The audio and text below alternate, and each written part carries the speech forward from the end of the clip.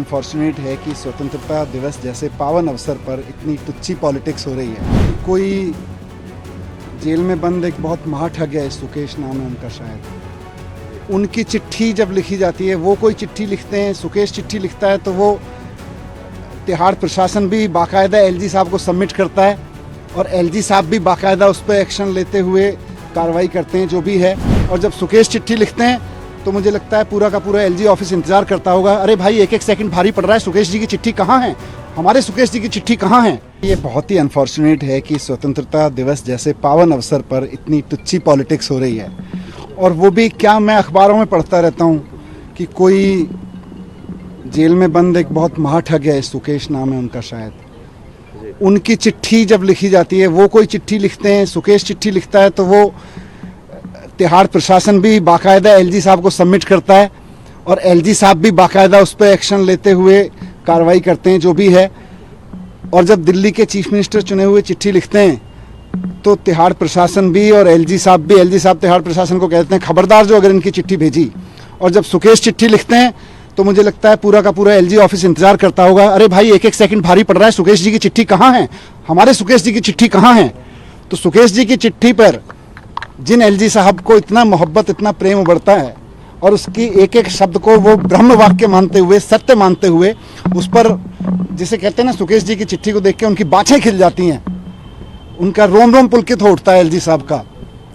केजरीवाल जी की चिट्ठी को भी मंगा लेते भाई, कहाँ है। स्वतंत्रता दिवस तो बहुत महान अवसर है, उसके बारे में अगर दिल्ली के सिटिंग सीएम ने एक चिट्ठी लिखी है तो उनके ऑफिस को, एक डीजी ऑफिस में फ़ोन ही करना था, भाई सुना है केजरीवाल जी ने चिट्ठी लिखी है, कहाँ है, वो भेज दो।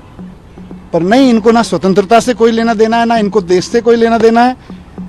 इनके तो प्रेमी लोग सुकेश जी जैसे लोग हैं, सुकेश जो भी नाम है उनका पूरा, तो इनके ठीक है, अपने अपने पसंद है लोगों की। संवैधानिक स्थिति क्या है, संवैधानिक स्थिति क्या है, अगर मुख्यमंत्री नहीं है तो चुनी हुई सरकार के मुख्यमंत्री या मंत्री को ही झंडा फहराना चाहिए। मुझे नहीं लगता कि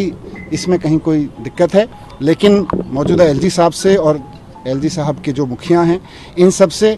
लोकतंत्र की, संविधान की, इस सब की अपेक्षा करना मुझे लगता है बेईमानी हो चुका है। इनसे केवल और केवल तानाशाही की अपेक्षा की जा सकती है और वो कर रहे हैं। पिछले 17 महीने से मैं अपनी ज़िंदगी में जो चीज़ मिस कर रहा था, स्कूलों में जाना, बच्चों से इंटरेक्ट करना, उनके साथ बैठना, हंसना, बोलना, टीचर्स के साथ में बात करना, समझना, फिर एजुकेशन के सपने देखना, वो मैं अपनी ज़िंदगी में मिस कर रहा था, स्कूल में जाना। तो आज मुझे बहुत खुशी है कि भगवान ने मुझे फिर से मौका दिया और मैं वापस स्कूलों में आया हूँ, बच्चों के बीच में आया हूँ। मैं बहुत बार वहाँ ये सोचता रहा कि बच्चे तो भगवान का रूप होते हैं और वाकई भगवान ही हैं, तो सुबह सुबह अपने भगवान से जाके मिल लो। तो आज मैं अपने भगवान से मिल लिया आके, मुझे बड़ा अच्छा लगा। और मैं एजुकेशन मिनिस्टर आतिशी जी के साथ आया और मुझे बहुत खुशी है कि पिछले 17 महीने में दिल्ली सरकार में एजुकेशन का जो काम चल रहा था पहले से, उसको और गति दी है। यहाँ बच्चों से मिलके भी पता चला, टीचर्स से मिलके भी पता चला, और मैं वहाँ बैठ के न्यूज़पेपर में भी देखता रहता था कि जिन स्कूलों की, जिन ज़मीनों पर मैं पत्थर उद्घाटन का, शिलान्यास का पत्थर लगा के गया था, वो स्कूल अब बनके भी तैयार हो गए और उनका उद्घाटन भी मैडम ने कर दिया, आतिशी जी ने, शिक्षा मंत्री के रूप में। ये मेरे लिए वहाँ बहुत सुकून की बात होती थी।